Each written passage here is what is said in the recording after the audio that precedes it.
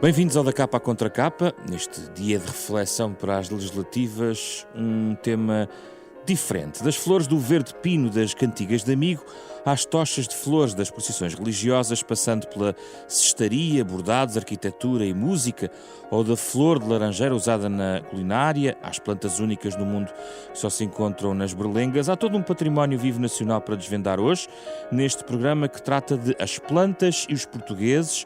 O novo ensaio da Fundação Francisco Manuel dos Santos fala das plantas e os portugueses como património, tradição e cultura. São os nossos convidados, o autor do livro, o biólogo Luís Mendonça de Carvalho, um especialista em etnobotânica, um termo que vou querer saber melhor o que é, e Jorge Paiva, um reconhecido especialista em recursos naturais e meio ambiente, biólogo, uma vasta atividade científica em defesa do ambiente, que recebemos com muita honra aqui no programa, nesta parceria semanal da Renascença com a Fundação Francisco Manuel dos Santos durante os próximos 30 minutos.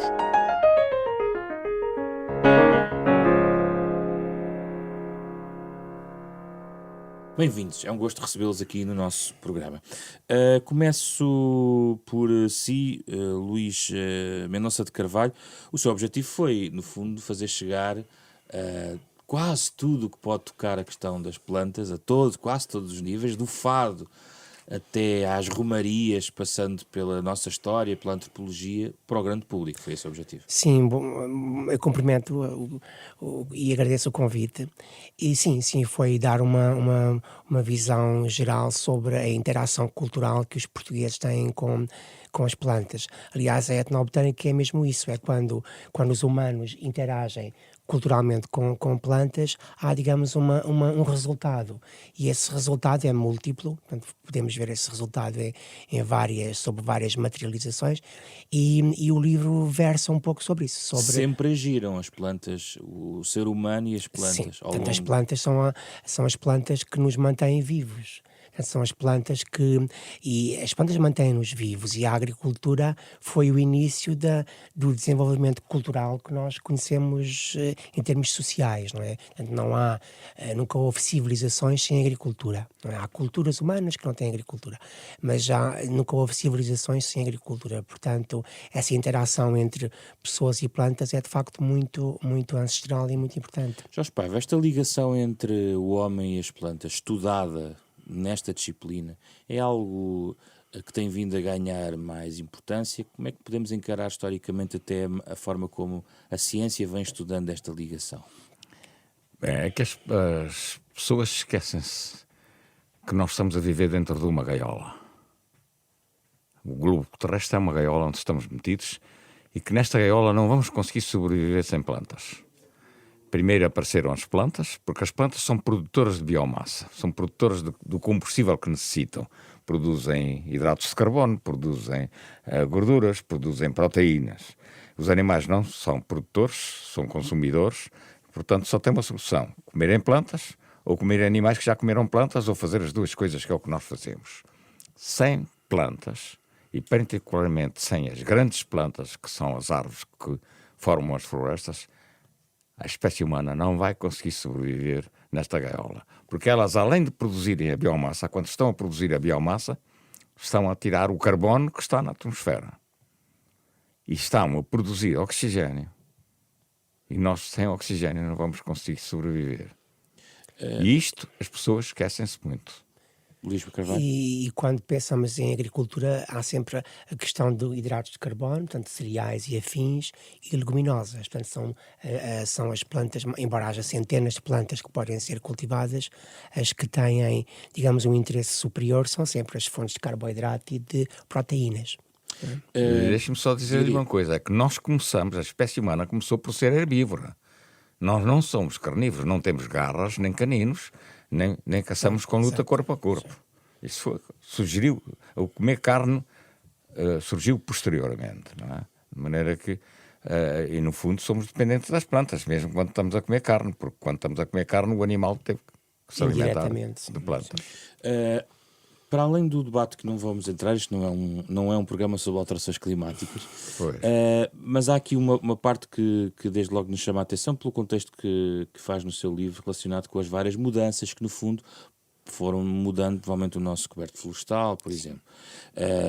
Grandes mudanças climáticas, avanços e recuos de glaciares, na tendência, porque isto temos que ver, e o ouvinte tem que perceber que estamos a falar numa fita de tempo que não é de 2 ou 3 séculos, é de facto... Milénios. Exatamente, milénios. De que forma é que foi alterando e em que fase é que nós eventualmente estaremos, Luís Carvalho? Bom, eu acho que nós estamos numa fase, pelo menos, em que, em termos, sabe que o clima foi mudando, houve alturas mesmo até desde há 10 mil anos, houve alturas de mais frio, mais calor, mas eu penso que a tendência atual é que, de facto, há uma alteração devido à ação humana. Quer dizer, não parece-me que é uma evidência. Não é? E o que é que subsiste das espécies que atravessaram essas épocas todas de mudanças climáticas ao longo dos milénios?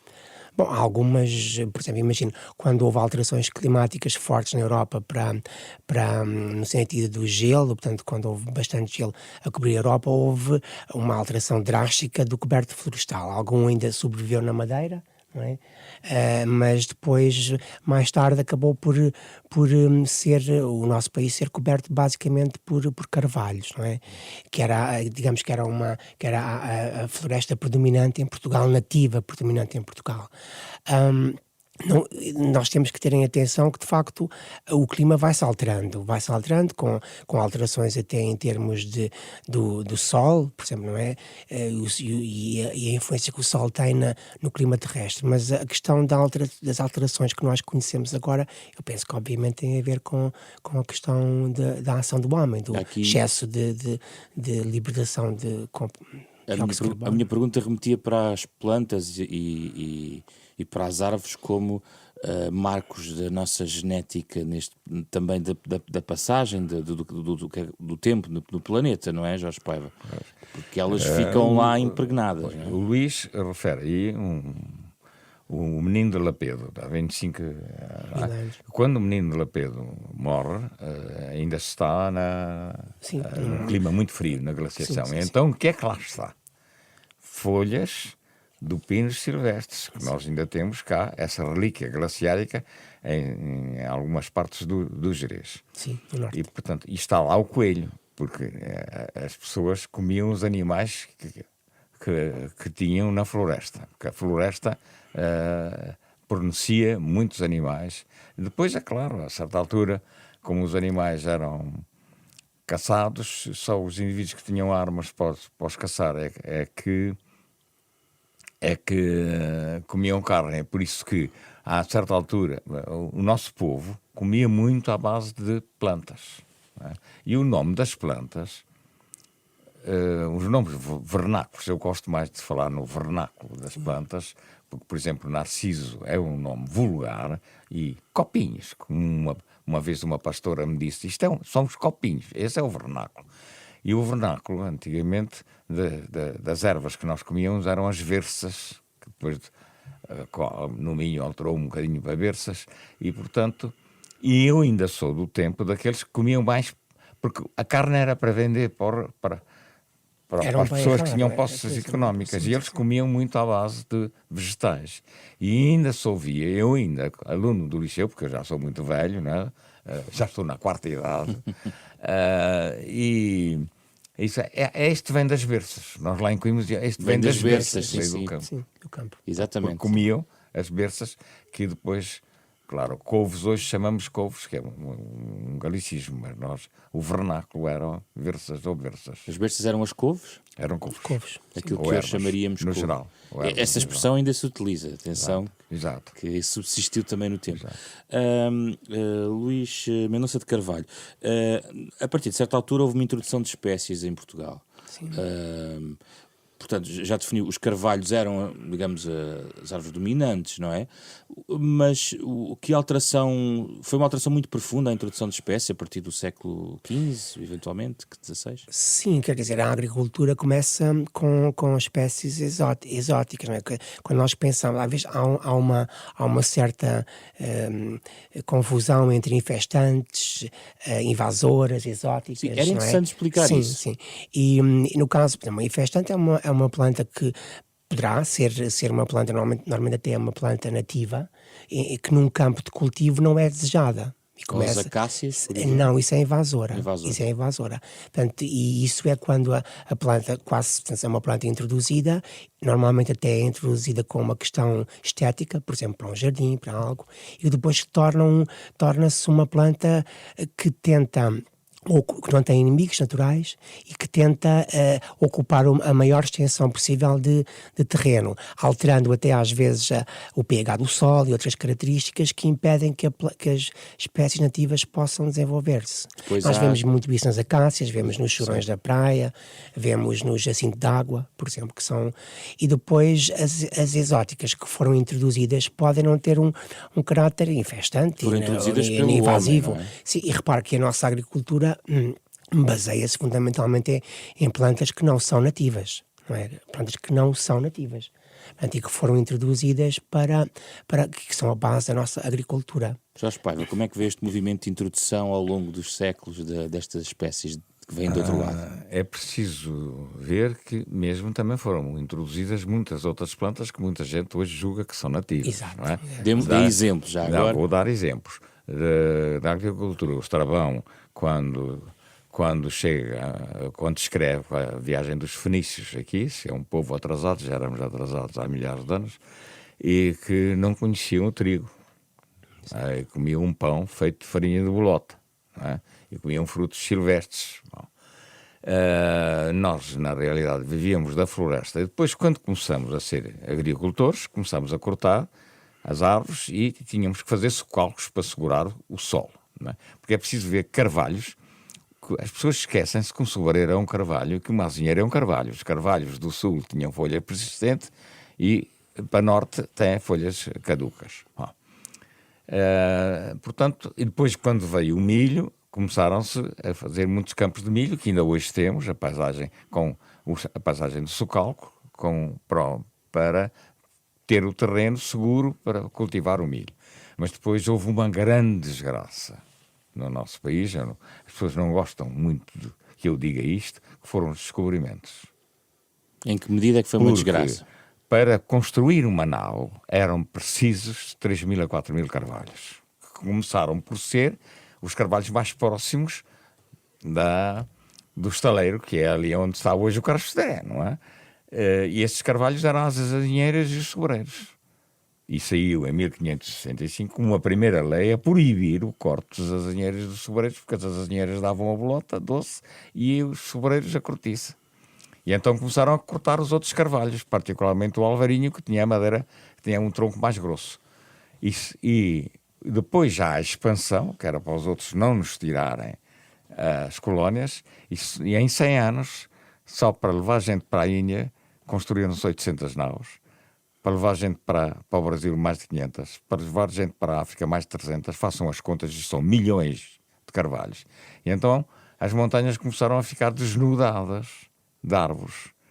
Que hoje nós ainda encontramos bons carvalhais em Montezinho, no Gerês. Porquê? Porque aquilo vinha em carros de bois. Portanto, foram os mais próximos. Apesar de um decreto do final do século XV de reflorestação, claro. não era suficiente para repor. Não.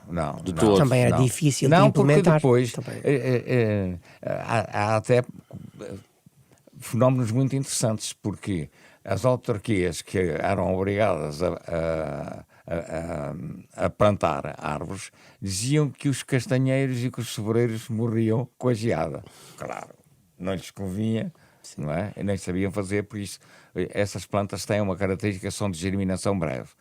E depois foi criado os serviços florestais que, como se sabe, pinheiraram o país e depois mais tarde o país ficou, as montanhas do país estão eucaliptadas. Eu acho que os professores atualmente, quando vão muitas vezes com os alunos a museus e isso tudo, devem mostrar aos alunos urbanos como o país que lhes estamos a deixar, a desgraça que lhes estamos a deixar. Estamos a deixar um país coberto de árvores monoespecíficas, que não são florestas.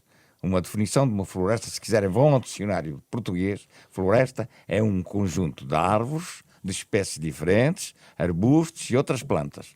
Um conjunto de árvores monoespecíficas não é uma floresta. E está a falar... Um eucaliptal não é uma floresta, assim como um sobreiral não é uma floresta, e um azinhal não é uma floresta. E não chamam florestas aos azinhais e aos sobreirais, e chamam florestas aos eucaliptais e aos pinhais. Não pode ser. Um solto é um conjunto de árvores, é um pomar. Eu não lhe chamo uma floresta. Já que colocou a questão desse tema, e que eu queria pôr mais à frente, mas ponho já. No entanto, há alguma valia no eucalipto? Quer dizer, eu vejo aqui explicado também, aqui no seu livro, a questão dos eucaliptos e, inclusivamente, até alguns eucaliptos muito particulares, que até, se não me engano, um deles está protegido na Mata Nacional de Valdecanas, em Coimbra. Está, é o eucalipto mais alto da Europa? Está meio queimado. Tá. Não sei se é da Europa, mas a gente tem a mania que é tudo maior. É um recorde. Mas esta luta do eucalipto versus o outro, da forma como o país está a ser desenvolvido. Bom, isso foge um bocado à etnobotânica, mas o eucalipto é muito bom como um broncodilatador em termos de óleo. Tudo o que seja monoculturas não é muito bom para a biodiversidade, quer dizer, é o antagonismo da biodiversidade, não é? Portanto, tudo o que seja monoculturas normalmente tem um objetivo temporal mais curto, e a conservação da biodiversidade tem um objetivo temporal mais transgeracional.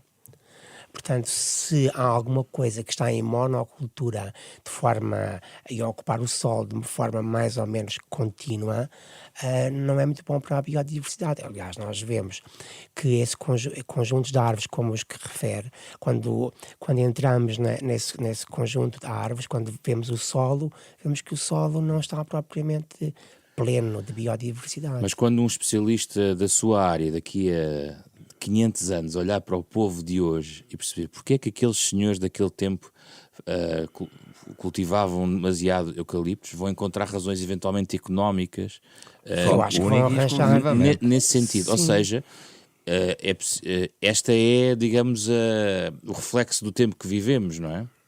Sim, repare, e eu estou a ligar na ligação entre os seres humanos e as plantas de alguma maneira. O exemplo que o professor deu do abate de carvalhos teve de facto um efeito devastador em termos de biodiversidade. Por exemplo, a megafauna que havia, ursos, tudo isso acabou por desaparecer, não é?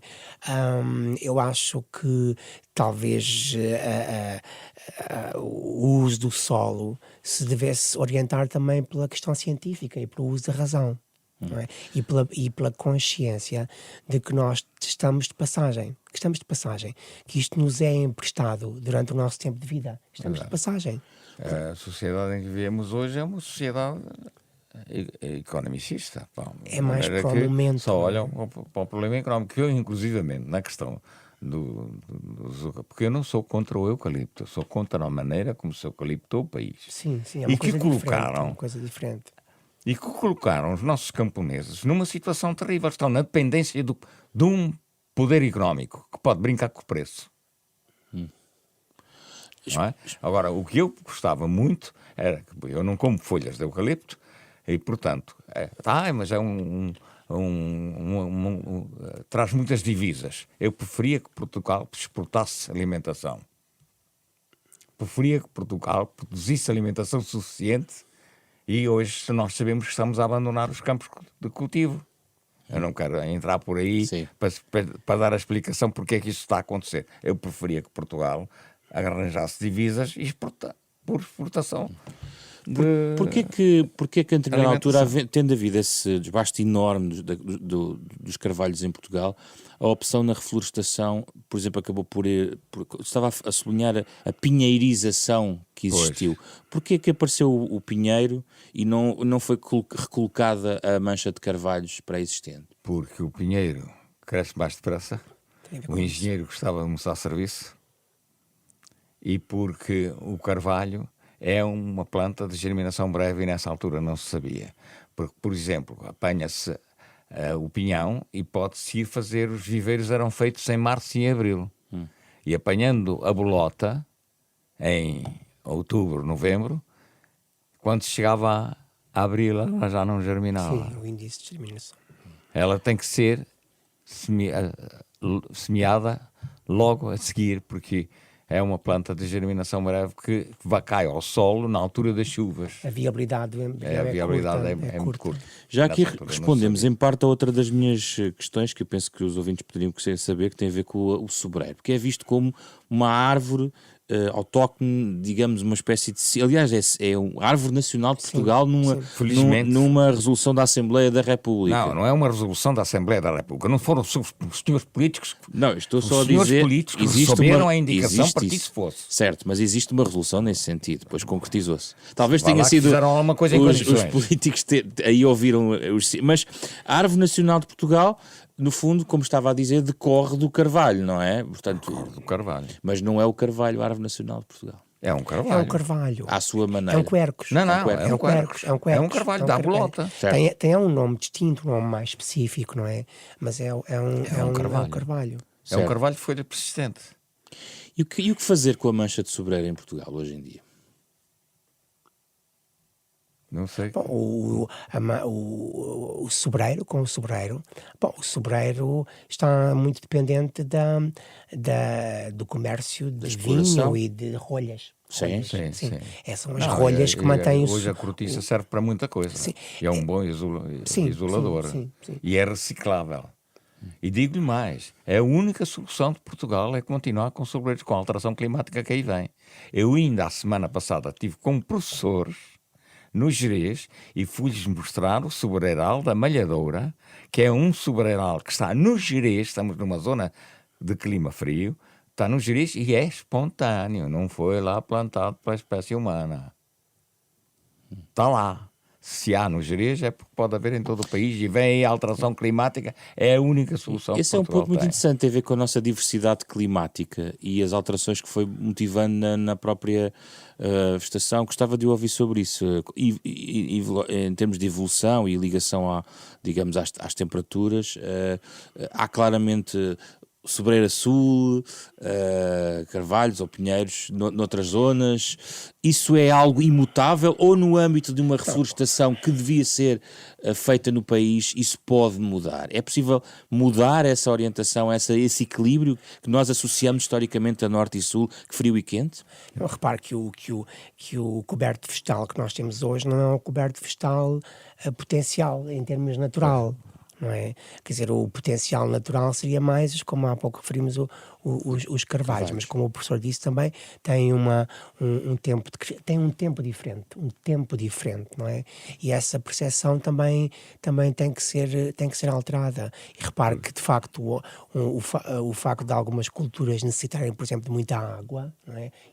Se calhar é capaz de ser interessante começar a ponderar mais as plantas nativas, as plantas como as carvalhos. Jorge Paiva? É preciso que os políticos se convençam disso, porque infelizmente os políticos ainda não atuaram absolutamente, mesmo a nível global. Eu não estou a falar só a nível português, né? A conversa, porque tem que se pressionar muito os políticos e não é com manifestações. Isso é show-off. Isso é show-off. Eu agora estou a escrever um artigo que se chama Alterações Climáticas e Show-off. Não é com show-off que elas se resolvem, não é? Não é que fazer uma viagem de barco daqui aos Estados Unidos, isso é show-off. Mas é preciso convencer-vos que isto... Porque as alterações climáticas, acho que até qualquer pessoa, qualquer leigo, qualquer pessoa que não tenha grande cultura, já se sente na pele, já se sente no campo, que eu costumo dar que há alterações climáticas, os agricultores sabem isso, os agricultores hoje sabem isso, eu falo com eles, não é? Inclusivamente, eu lembro muito bem, quando na minha queima das fitas, em maio, os plátanos ainda não tinham folhas. Agora, na queima das fitas, em maio, eu tenho fotografias, eu sou muito velho, antes e depois, que estão cheios de folhas já.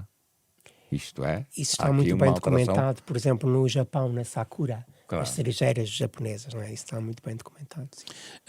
Alguns exemplos que no livro, na reflexão final que trazem a ideia de que por pequenas ações de preservação da cultura material se pode fazer algum tipo de movimento que eventualmente pode fazer a diferença. Por exemplo, dá aqui o exemplo do ofício da construção das alcofas de juncos em Castanheira. Sim.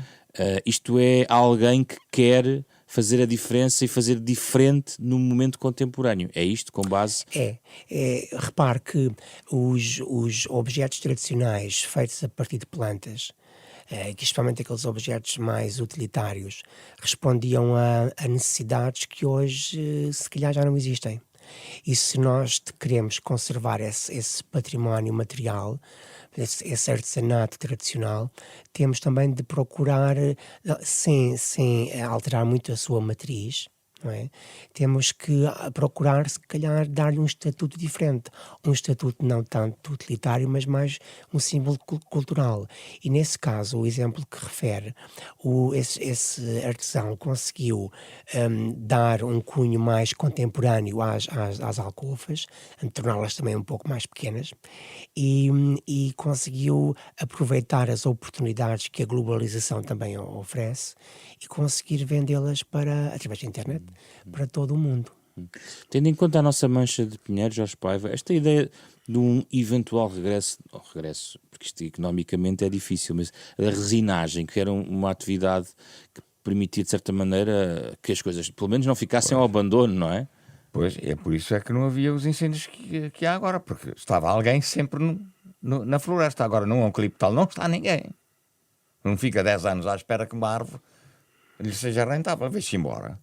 E a resina depois deixou de ser por causa rentável, por causa da Isso China. é algo que não é possível reverter, ou seja... acho que já está a ser revertido, agora acho que já se vê. E até havia canções, o resineiro é engraçado, não é? E faziam-se colheres de pau, facas, as colheres de pau eram de pinho, faziam-se garfos e facas, e hoje os alunos não sabem que tem a sola do sapato, mas não a sola do sapato das socas era de castanho. Não é? Gamelas, eles não sabem o que são gamelas, não é? E isso, portanto, o povo vivia completamente da floresta. E houve modificações sociais, porque viveu da floresta, depois passou a viver no sul do trigo e no norte do milho, não é?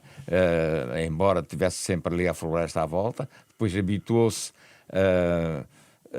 quando os montes ficaram sem a floresta, era o baldio e passou a viver da pastorícia, portanto, com a transumância. Depois, quando pinheiraram, até basta ler o Aquilino Ribeiro para ver que havia a revolta dos pastores que até vinham a Lisboa para que não pusessem pinheiro nos seus baldios, tiveram que abandonar a pastorícia com transumância, passaram a viver do pinhal e agora passaram a viver do eucaliptal e abandonaram o campo.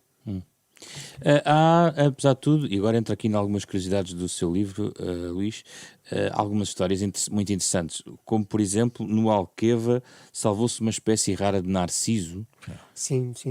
Tanto com o enchimento da barragem, portanto, aquelas populações iam ficar submersas e conseguiu-se, portanto, retirar aquelas populações, colocá-las em cotas mais elevadas, e isso foi feito, para salvar aquelas populações, foi feito com sucesso. É curioso porque o Alqueva também foi alvo de muita pressão, até dos ambientalistas, em relação aos cuidados em relação ao abate e às cotas da albufeira de Alqueva, mas aqui conseguiu salvar uma população de narciso de 8 a 18 centímetros de altura. É pequenino. Mas foi salvo.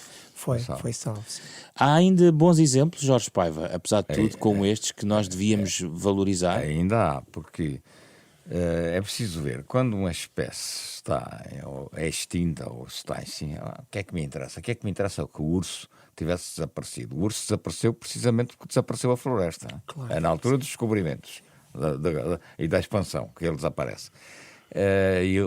Hoje sabemos que as plantas não nos fornecem apenas a biomassa para a alimentação, não é? Elas fornecem medicamentos. As plantas produzem produtos tóxicos para se defenderem, não se movem. Exato. E têm para se defender dos predadores. Exatamente. E temos uma planta que aqui há tempos, num programa de rádio, ouvi um pastor, já foi há uns 2 ou 3 anos, dizer, eu no meu baldio, quando tenho um teixo, corto logo, porque vem uma cabra, come-lhe a casca, morre, vem uma vaca, come-lhe as folhas, morre. Pois é. Mas hoje o texto está protegido. Porque do texto fazem-se hoje, isto começou em 1963, 5 medicamentos para a quimioterapia do cancro. Portanto, os produtos altamente tóxicos, porque todos os medicamentos são tóxicos e 89% são extraídos de plantas. Não é? Depois, pronto. Depois de saber qual é o produto. E, portanto, e hoje até a jararaca, por exemplo, que é uma víbora no Brasil, não é? Hoje ninguém pode matar a jararaca porque dá um medicamento para doenças cardiovasculares. Não é? As plantas como não podem... E, portanto, é preciso ver que é por isso que se protegem as plantas, os seres vivos que estão em vias de extinção, porque não sabemos se ainda nos podem ser úteis, embora isto seja uma posição muito antropocêntrica, mas pronto. Sim, mas Luís. ajuda a salvar. Eu ia dizer que as plantas, como não podem ter mecanismos mais ativos de defesa, a sua defesa é basicamente guerra química. É uma guerra química. E nessa profusão de compostos que produzem, alguns são-nos extremamente úteis, como o caso da vimblastina, como o caso do taxol. Que sentido fazem hoje em dia os jardins botânicos e os espaços específicos? São repositórios, são museus, devem ser mais vivos? Qual é a vossa perspectiva? Eu sei que Jorge Paiva deve ter aqui muito que nos contar. Os jardins botânicos começaram por ser jardins para cultivarem plantas que não se conheciam aqui, não é? Em seu sítio, porque os jardins botânicos da Austrália convinha-lhes ter, por exemplo, um dos melhores jardins botânicos que eu conheço, que é o Kirstenbosch, na África do Sul, que é um jardim botânico que só tem árvores nativas, mas tem uma árvore que não é nativa porque o diretor do jardim botânico, Hugh, ofereceu, quando foi inaugurado o espaço para jardim botânico, ofereceu uma planta europeia que está lá, uma árvore, de maneira que normalmente começou por serem assim. E depois eram repositórios de plantas que estavam em vias de extinção. Não é? Isso procurava-se logo cultivar no jardim botânico. Hoje são mais...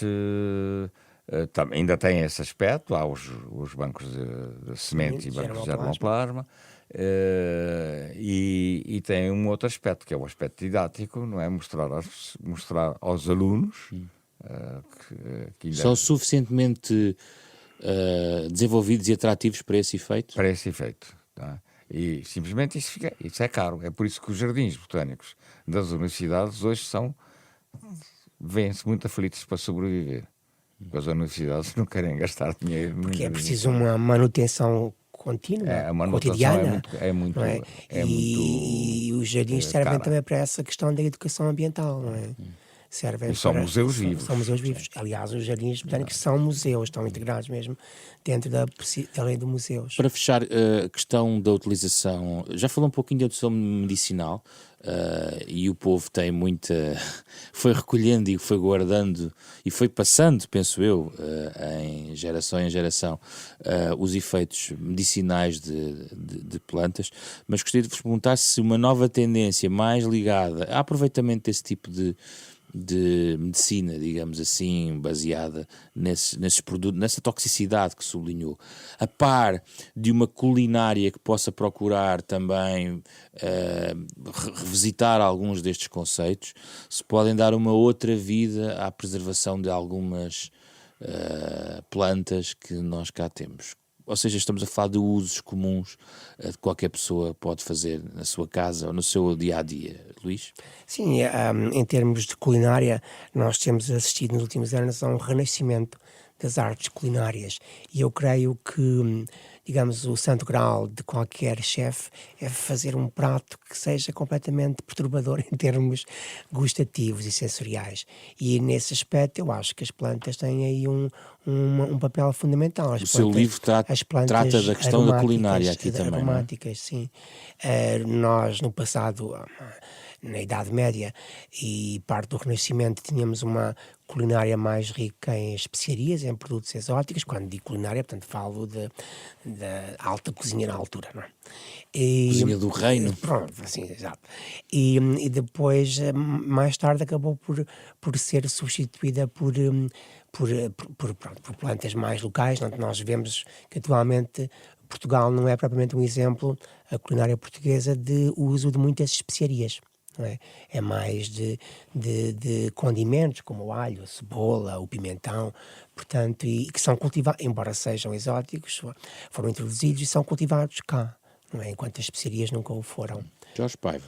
Posso só aqui referir. Nós, atualmente, corremos um risco muito alto com a alimentação industrializada, como eu lhe chamo. Estamos a obrigar a comer sempre a mesma coisa. Eu devo lhe dizer que a alimentação mundial depende de 3 cereais: trigo, arroz e milho. Isto é um risco brutal.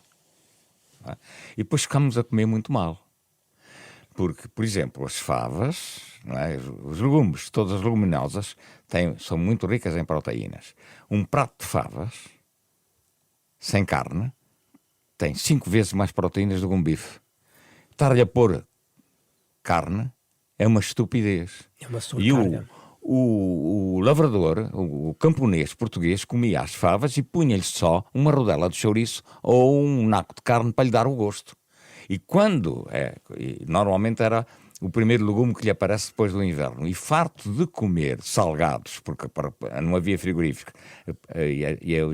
a carne era salgada ou fumada, e farto de comer o salgado, ele dizia muitas vezes às esposas: olha, eu agora já vieram as favas, quero favas, ao almoço e ao jantar. E apanhavam uma intoxicação, que se chamava favite, que era uma hepatite. Pois agora estamos a comer carnadas com favas. É uma estupidez brutal. Quem comer uma carnada com favas, ou carnada com feijão, que é o que aí agora serve, hein? Ao almoço e ao jantar todos os dias, numa semana, vai parar ao hospital. É uma estupidez comer assim. Bom, isso começa por aí. Depois já a questão das plantas medicinais. Sim.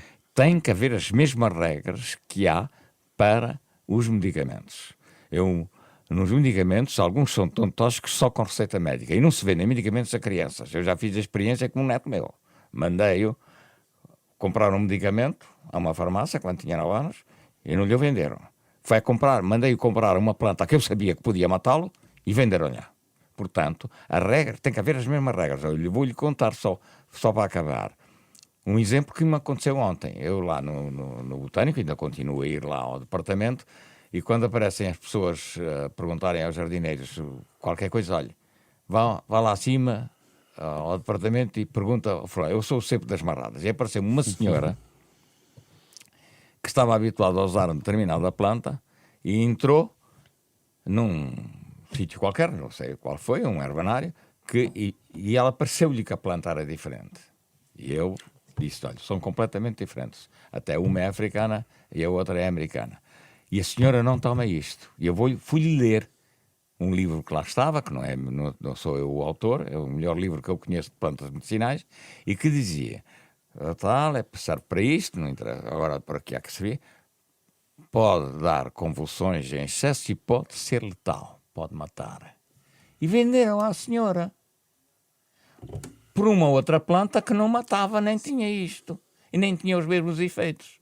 E devo-lhe dizer, todo o hipericão que se vende no Gerês como hipericão de Gerês, não é.